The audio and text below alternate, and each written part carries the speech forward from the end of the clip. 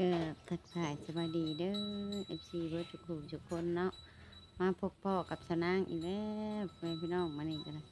สนางก็มาเจ็บแอมแล้วมาเจ็บหัวอีกมันนี่ให้กินยาสองเถื่อกินแล้วพ่อพี่น้องโอ้เป็นตาปวดเบิดมันแบบมันปวดหัวนี่เช่นจนพู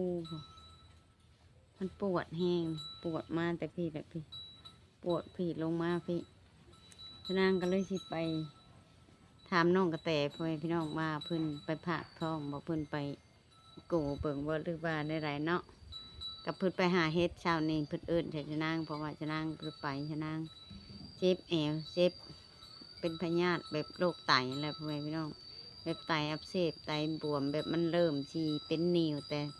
มันเป็นแบบเป็นนิ่วอันนิ่วปูนพ่อพี่น้องบ่เป็นนิ่วใหญ่เนาะเป็นนิ่วปูนนางกะกินยาแล้วก็เพิ่นฉีดยาให้ไปวานนี่ก็ได้มานี่ก็มะเร็งนี่แหละเพราะว่าฉะนั้นหูซึกว่ากินยานี่มันแบบยามันกลุ่มมันเมาแบบจะเป็นอะไรแบบกินลงไปแล้วมันเวียนหัวหักไข้แน่แล้วแอวหันเจ็บอยู่แต่บ่แห้งพ่อพี่น้องแต่ก็กินยาแล้วแบบมันเวียนหัวแบบมันเจ็บมันนั่นจะเป็นอะไรอยากเป็นวินเป็นหยังนี่แหละนางเฮ็ดอะไรเนาะเนี่ยนี่ก็ขึ้นมาอยู่เรื่อยๆคันขึ้นแล้วคันเฮ็ดเวียกนักแล้วมันก็เป็นแบบซี่แล้วเลยพ่อพี่น้องคู่บ้านคันชนางเฮ็ดนักแล้วก็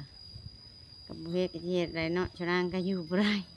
เพราะว่าเฮากับมันก็การอยู่การกินเฮาแต่ละมื้อนี่แหละมึงอยู่บ่ได้ก็ได้เฮาก็ต้องเฮ็ดเวียกเฮ็ดงานพอได้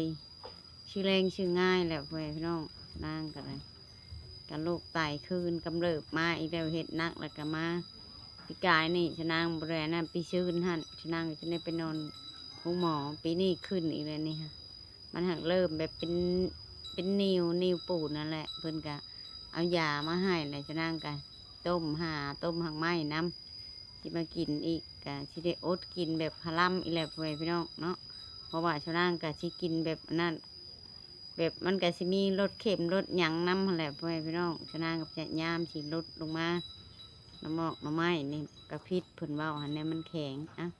แต่ฉะนั้นจะไปถามน้องกระแตเลยพี่น้องปะไปถามไปถ่ายน้ำกันเพิ่นได้บ่เฮ็ดปวกเศร้านี่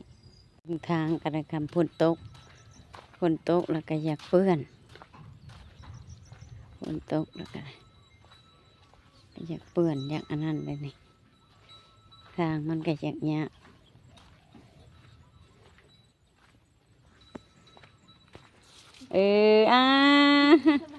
โดยพากันสิเปลี่ยนน้ำบ่นี่หลายโตเลยเนาะโอ้ใหญ่เลยดินี่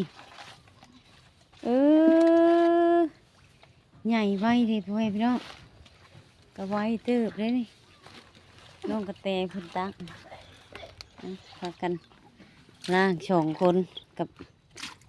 น้องบอย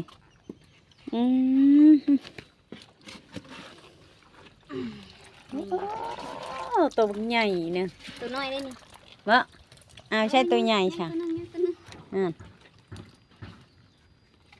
ตัวนี้นะคะอะไรบ้างนี่ตัวนี้ทำใหญ่ตัวนี้บ่ตัวใหญ่ฮะเอาขึ้นกินแน่เด้ตัวนั้นรุ่นน้อย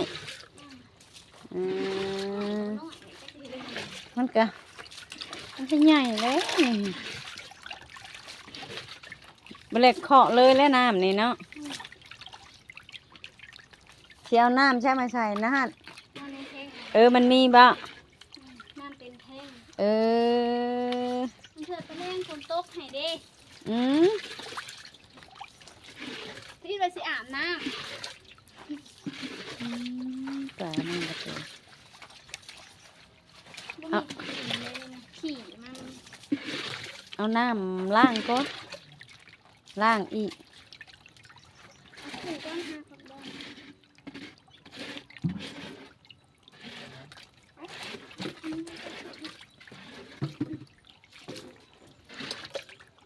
น้ำตัวนี้กระทบทิมเลยบ่ทิมผลมาเลยคนที่ตกเลยไปหาเฮ็ดวัน หาเห็ดวานนี่จุดไปฉีดยาเขา ว่านอนตัวลืมแจ้ง เพราะได้บ่เฮ็ดไปหาเช้านี่ ได้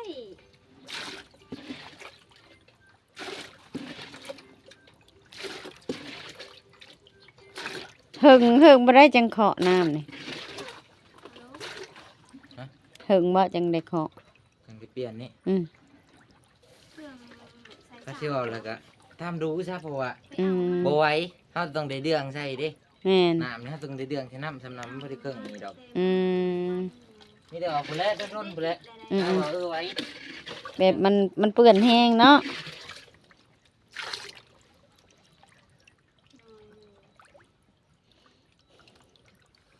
ใส่สา ไป เพื่อจะดู เพิ่นโทรมาบอกให้ไปเอาเครื่องในเด้อให้ไปเอาแต่หึงแล้ว อืม เพราะว่าบางเครื่องอะทางอนุสิทธิ์ยังบ่ได้แจ้ง ก็ขึ้นไปแล้วน้ำมาอีกว่าสิสาดสัก2ขุ่ม อืม โต้งเอาอยู่นี่โต้งเอาอยู่นี่ เอาคู่ตรงในท่อนี่ เปิดนะฮะแล้วก็ตรงอ่ะ ก็ตรงนี้แหละ กดโมโหมล่างบัด เพราะว่ามันแน่นกลางเลย อืม ไปแล้วแป้งบ่งบอกให้มันนะถามผัวน้องซีดนั่นเขาแจ้งเจ้าละบ่สิ หลุดใหญ่นี่เบิ่งก่อน ยังให้ตักให้เลย อืม ตักได้ตีนเอาเลย มันคือเมี่ยงได้ อืมตัวใหญ่นี่เนาะ ตัวใหญ่ตัวกลาง ใหญ่ตัวกลางนี่ผู้ชื่อในใครได้แล้วนี่ นี่ เจ้าแล้วเลย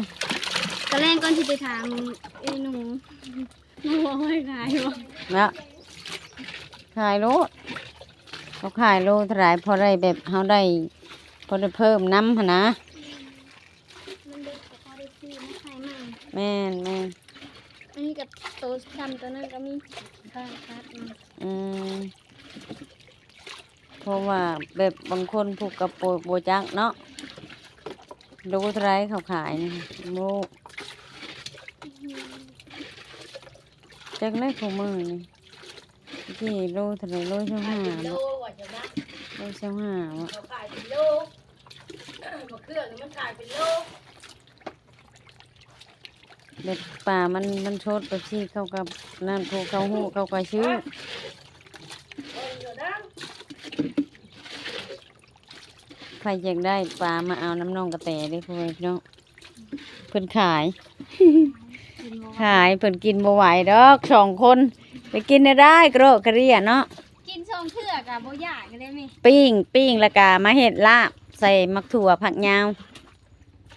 เด็ดปิ้งแล้วมาลาบมา อยากตำมังฮึ่งเดี๋ยวนี้ ปิ้งแล้วก็เอามานะเอามาลาบใส่มักถั่วน้อยนึง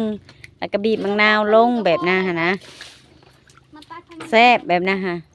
เพราะว่าแตะกี้แม่นางเคยกินเด้จ้ะแต่ช่วงนี้แม่นางบ่ได้กินแล้วบ่ได้กินหลายปีแล้ว ไปก็หาเฮ็ด ไปได้ไปภาคท้องเบาหวานนี่ โบไป ที่เจ้าสี่ ที่ก็คือ เออ เมื่อวานนี้ไปกวดแบบมันปวดหัวนะ อืม เลยบอกเขาจะบ่ดอกจะเคลื่อนจะว่ามื้อนี้เป็นหยังคือออกเคลื่อนหลายเที่ยวเลยนะ นั่นแหละยังว่าแปลกแห้งหวานนี่ก็คือออกคือดุคือดันแห้งแท้ว่ะแต่เก่าปกติก็สิบ่เห็นพอวันไหนนะ ปวดหัวนี่นะแม่ปวดมุกห้าลูกก็เป็นวินหั้นนะเป็น เออ วินแล้วก็ปวดห้ากมันขึ้นเลยนะ แบบนั้นแหละนี่แม่นางมันนี่เฮ็ดบ่จังตาตูบเนี่ยมันปวดอันนี้แล้วก็มาปวดอยู่บนสมอง นี่ พี่ นี่ปวดนี่ ลูก ก้มพี่ ลูกมาแล้วก็เฮ็ดหมิ่งโลดกินยาอีกได้นี่2 เม็ดแล้วนี่ เขาแบบนี่ก็นอนกินแต่น้ เออ ำยาบ่ได้ กินยาอีกได้นี่ค่ะ เต็งน้ำลงบ่บัดนี้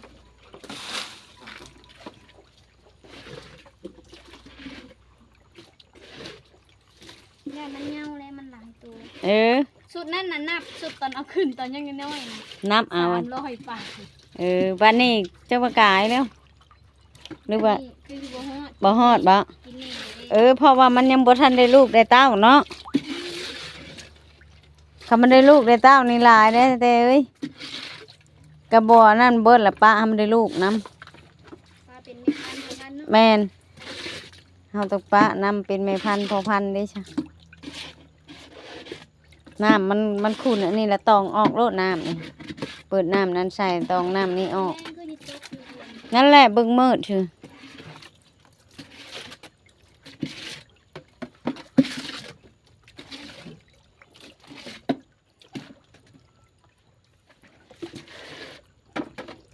เราไอ้น้องไปใช้มันนี่ อยู่เพื่อนน้องมวยไปดำนาได้เช้านี่ เปิดมั้ย เปิดเลยเนาะไปดำหน้าให้นะแม่ ดำนาปัญญังเป็นที่เปิดน้ำลงบ่อไว้พี่น้อง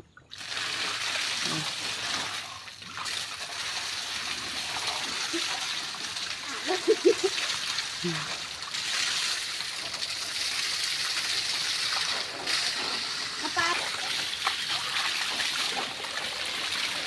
อืม อาเจ้มันเงาเลยนี่ ปล่อยลงบ่นี่ มันเงาเลยผูกไปปล่อยทั้งพูด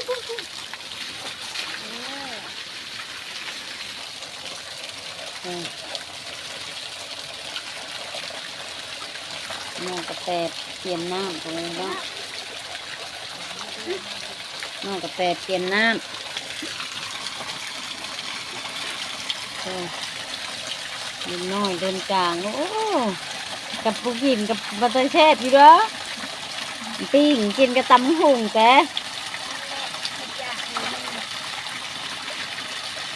ตัวน้อยตัวนี้ตัวใหญ่ตัวนี้เบิดละมันที่ลงคืนมาบ่อนี่ด้วยน้ำพี่ พอทุกบ่อยแล้วก็ไม่เดือด เปลี่ยนน้ำใหม่เลย เป็นไงลงหนักเนาะเนาะได้หาโอ้โหแม่ก็เข้าว่ามันอยากผสมพันธุ์เลยนี่นะดี มันมีตัวใหญ่น้ำลัน นี่มันตัวผู้เลยตัวน้อยๆเนื้อแดง แหน่ตัวแม่ตัวใหญ่ๆนี่ นี่ตัวนี้เข้าว่ะ แม่ตัวใหญ่ลูกไปจะมันยัง เอาลงเบย เฮ็ดอะไร เรื่องน้ำหนัก ลงน้ำหลัง เพราะว่าตัวน้อยมันเหี่ยวเป็นไงยามัน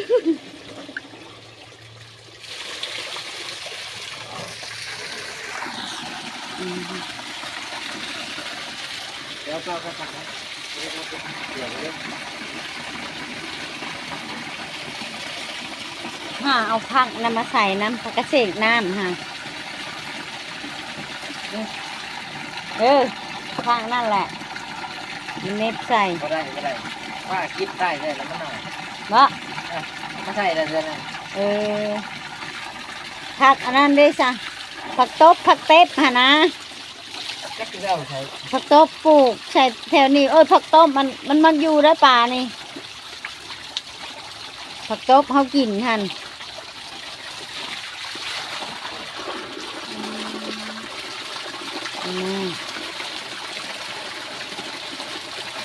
มันก็เงาแน่เลยเนาะทางอันนี้บ่เต็มแล้วงานเลยเนาะ เดี๋ยวเต็มโบเกิ้ง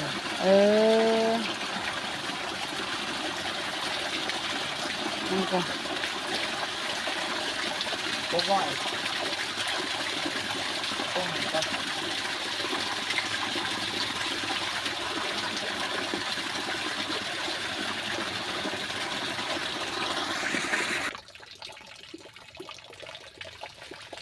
มันได้อยู่นานไหมมันลอยจนอันนั้นเลย เนี่ยเป็นสัตว์ที่นอกบัน ก็ผื่นทุกคนเขาได้อ่านน้ำเดือนเนาะ แม่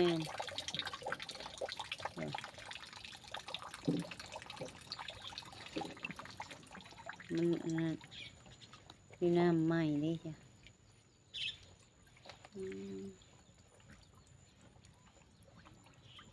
มันเลยเห็นชัดเจนแห้งเ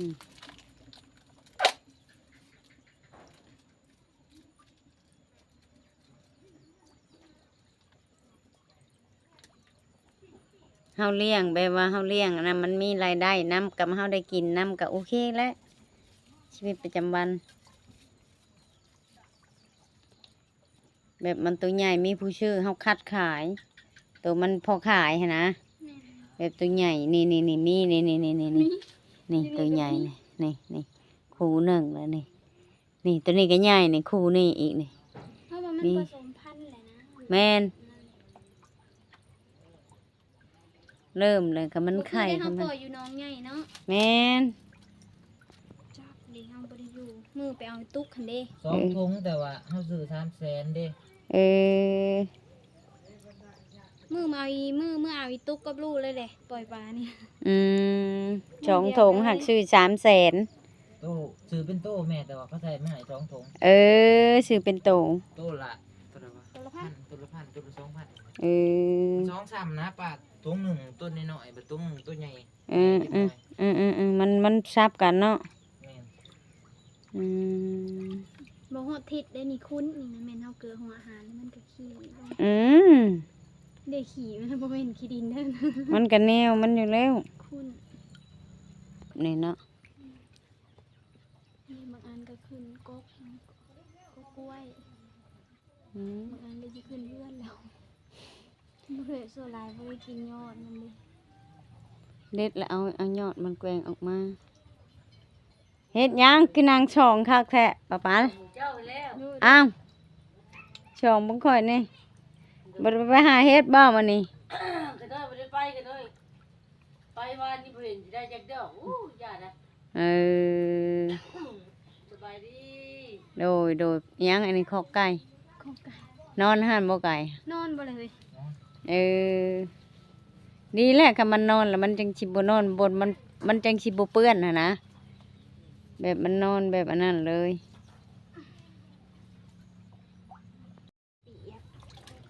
เปียก เป็นอะไรฉันไปกวดว่าเจ็บหัว มันเป็นกระเพาะแต่เฮากินข้าวบ่ได้อะนะแม่ โลกเพาะ โรคกระเพาะอันนี้มันแบบตึง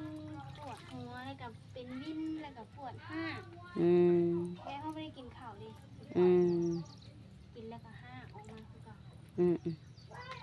ปัดถือผ้าปัดหน้าตาปัดใส่ดีเนาะ ผู้ใดก็ร่วงนะ ชอบใส่ดี ดีกว่าตะกี้ดีกว่าตอนโบถือผ้าได้หน้าตาเกลี้ยงมาหล่นคือแบบคนแต่งหน้าแต่งตานี่ บ่เห็นฮอดแหวนหน้าตาแหวนเป็นแบบใด เป็นไรบริโทรหาพ่อหรือบ่เป็นอะไรเพิ่น คืนนี้เพิ่นก็โทรมา เออ เพิ่นโทรเข้ากลุ่มเด้เมื่อคืนนี้ แล้วก็ตุกได้ช่ะ ก็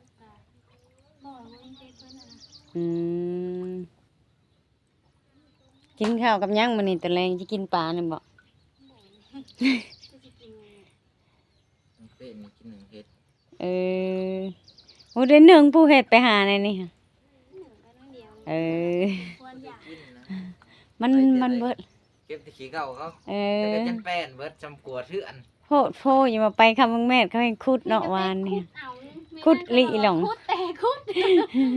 อย่าบอกว่าเต้มาคุดว่าเขายังคุดเขาคุดต่อว่ะ ฝนจิร้องเมื่อวานนี่ก็มาเลยค่ะ แซ่บเลย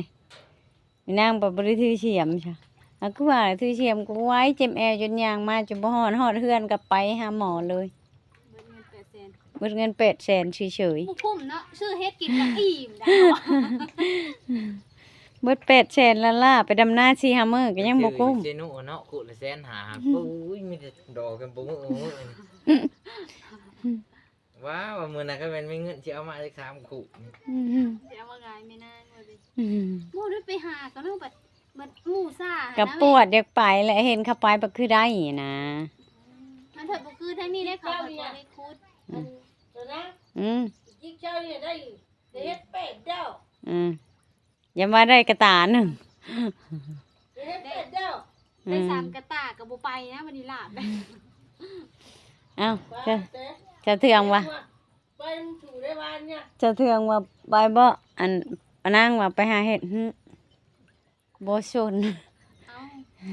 อื่นไปหาหน่อไม้คือล่ะ จะเทืองว่าไปบ่หาหน่อไม้ค่ะเช้านี้เพิ่นโอ้ยไปบ่ไหวแหละเทืองว่ะไปแบกหน่อไม้หั่นเอ้ยตายมาแต่พุ่นเลยสักยาหางกะมานี่ว่ะบ่ไหวมันบ่ไหวแฮงไปจนรู้สึกว่าตัวเองจนสิบ่ไหวแล้วจังหยุดนี่แต่ว่ามันนี่ตาตูบตาโปเจ็บหัวจนตาโป แม่เขาจำหัวกับแบบนั้นแหละ อืม ตุ๊บ บ่ได้ออกฮดจังห้อง จักมันเป็นหยัง โอ้แบบ แม่นางบ่ได้ไปถ่ายคลิปนะคะก็ถ่ายคลิปนี่แหละนี่ เบิดมือนะ หมดมือมันเจ็บหัวเต้ แบบมันเจ็บแล้วมันบีบ มันเจ็บมันบีบมันวิน แม่น งวกกะแห้งกับไรนี่ค่อยๆงวกแห้งกับไร งวกเข้าไปว่าเฮางวกปั๊บคือเฮาบ่เป็นอย่างนี้ปุ๊บ บ่ได้ลมตรวจโลด แบบเฮางวกแบบนี้ได้ เออแม่นางยังคิดว่าโอ๊ยขับรถนี่พลาดไปเป็นแบบประสบขับรถแบบวูบนี่ตาย มีสิทธิ์มาตายโลด คือเขา แบบคำมันวูบบัดเดียวหั่นนะ จะไปกวดนี่จะไปผ่าท้องมันเขากวดบ่เลือดเจ้ามันคือปกติ อืม เลือดกะหักมันแบบเฮากินข้าวบ่ได้แล้วมันเป็นกระเพาะนี่มันผัดบวกก็ปวดหัว อืม มันผัดนิ่งไปเลย แม่นางเป็นไม่เกณฑ์หึงๆแล้วนี่ให้บอกมันสิเกี่ยว แก่เบิดคันเป็นแล้วมันขึ้นพร้อมกันแบบนี้แหละมันลำบาก เป็นอย่างหนึ่งแล้วมันขึ้นฮอดชองฮอดชามนี่ ข้าวเขาบ่อยากได้ไหม ไปกวดกับวิชางมะขลังกะ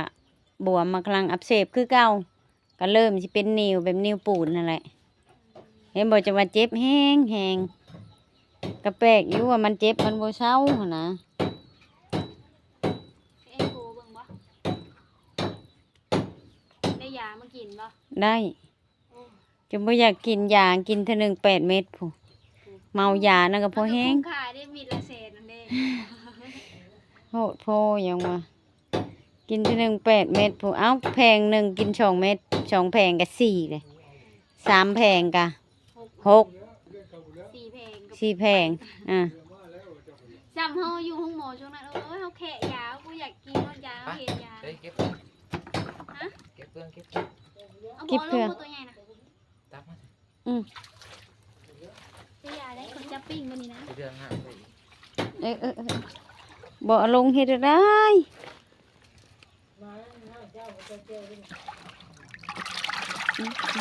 ตัวใหญ่เห็นไหมนี่ใหญ่อันนี้ มันเห็นได้ เออ เฮาปิ้ง มันก็แนวเลยมันสีชมพันธุ์แล้วมีแต่ตัวใหญ่ ชมนะมันบ่ ๆมีแต่ตัวใหญ่ชำนี้แหละเขาขายก็ได้ ไปลงไหม ให้อยู่ดอกตัวใหญ่มันหั่นตัวน้อยนะ ตัวน้อยมันอยากเงาไว้ แม่น บางตัวก็ยังสับปะมือนี่ก็มี อืม มันไงบ่ทันกันมันหลายผัด บ่อมันน้อยเนาะ น้อย แม่นมันหลายบ่อน้อยมันก็ เพราะว่าปลาดุกเนาะเขาแม่นว่าเฮาปล่อยอยู่หนองธรรมชาติมันผัดง่าย ปลา นะ แห้งใหญ่กว่านี้ มันหมุนขี้ตมมันหมุนขี้ตม แห้งใหญ่กว่านี้เต้พันน้องธรรมชาตินี่ก็ว่ามันใหญ่ชำนี้แหละ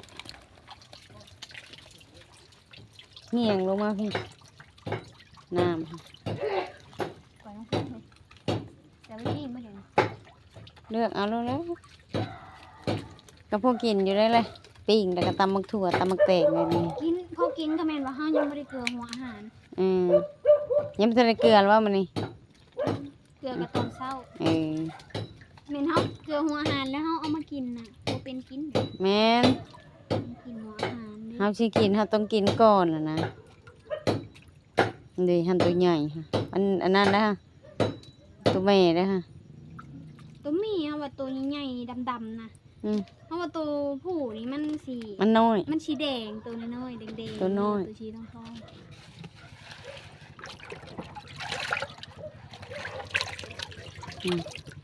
ไปเลย ๆเนาะ มาเบิ่งน้องกระแตถ่ายน้ำปลาพ่อแม่พี่น้องไปนั่งเลยมาเบิ่งเพิ่นถ่ายน้ำปลาดินลงทางพี่ ใหญ่ตุนปลาลูก อยู่ แกงใส่น้ำมันก็ไม่นั่น แม่นแซ่บอยู่แล้ว นั่นแล้วบอกไปหาเธอน้ำมันเนาะ ตะกี้แม่นางกินแม่นางกับมักแกงใช่น้ำหมอกหน้ำไม้ นี่มัน ใหญ่ ผสมพันธุ์เลยนะ แม่น มันเป็นแบบนั้นเนาะ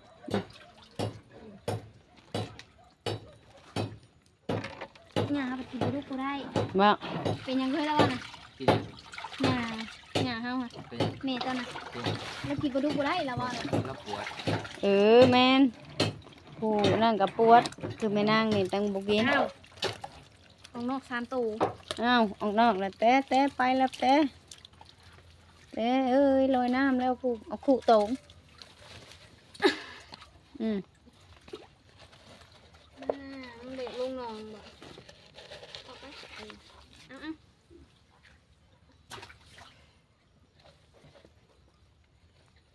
ดอกไม้อีกอย่างพอจะปลูกเป็นปีเลยบ่เป็นดอกหา บ่เป็นในเฮือนกับบ่เป็นคือกัน อันแรกว่ะเป็นอีกอย่างเดียวว่ะ จังมันเป็นหยังหยังก็นั่น เท่าอีดว่าสิพากันมาซักเครื่องเอาผ้าห่มอีหยังมาเรียกผัดวนเวียนกับน้องป่าผู้ใดโอ้ ก็เลยจักสะป่าบ่ เลยอยากซาปากันเข้าไปได้ไหมลูกพุ่นลงน้องน้ำเขา ประ พุ่น มาณจะ3 มื้อก่อนจังสิสิเบิ่งน้ำใหม่ โอ้ดูว่าจะมาชักเครื่อง แล้วมาล้างป่าบาดนี่ เขากิมเอาไปล้าง ชาเฮ็ดเวียกอ่ะ เมื่อเลยนะ เอาไปล้าง โดดแล้วบ่ล้างไม่อ่ะดูมาถามมึงน้องกระแตจะมาเพิ่นไปพากท้องไปน้องเพิ่นมาเพิ่นไปกวดซื่อเนาะสบายดีเด้อน้องกระแตดูมักทั่วเครือเดียวนี่กะกระบะกระบวนเชยเนาะ เครือเดียวไปพี่น้องมักทั่วก็ได้เป็นมากให้อันในปุ้งเฉยโอ้เป็นมากเฉยพี่เครือมักถั่วเครือมักบวบเพิ่นอันนี้อยู่พี่วันที่ได้อันนั้นผักอีตอกผักอีตู่ผักเบาะผักบ้งน้องกระแตครบเบิดหน่อไม้เห็นดิเริ่มแล่หน่อไม้ก็ได้ผักเพชรนี่มันบุอย่างอันนั้นเนาะมันบุอย่างงามเลยผักอีตู่ไม่นางหันได้ก่อเดียวผักอีตู่นี่นี่ผักอันนี้ฮะผักอันนี้แหละไม่นางอยากได้นี่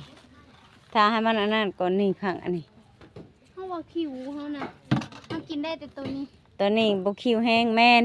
คิวตัวนี้แหละไม่นางอยากได้ ตัวนี้น่ะมันทึน แมน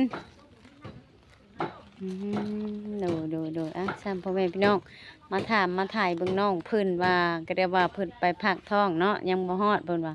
เพิ่นปวดหัวเพิ่นไปอันนั้นเพิ่นไปอัน ๆสลาม ชุกชลาเพิ่นไปกวดหัวเพิ่นเพราะว่าเพิ่นปวดหัวจักบ่ฮู้ว่าเป็นหยังเพิ่นเว้าแบบ วิน แบบเป็นวินแบบอย่างห้า มันปวดหัวมันบีบเขาเบิดแขนขาดูฉันสำหรับคลิปนี้กับภาคผู้ใหญ่ใจะดีไม่ใหญ่ใจะดีทุกท่านผู้ว่าอยู่ในหรือต่างประเทศที่เขารับชมและติดตามคลิปของชนางฝากกดไลค์กดแชร์กดกำลังใจชนางได้เฮ็ดคลิปต่อไปเด้อผู้ใหญ่พี่น้องสำหรับคลิปนี้ชนางก็จะจบไว้ชำนี้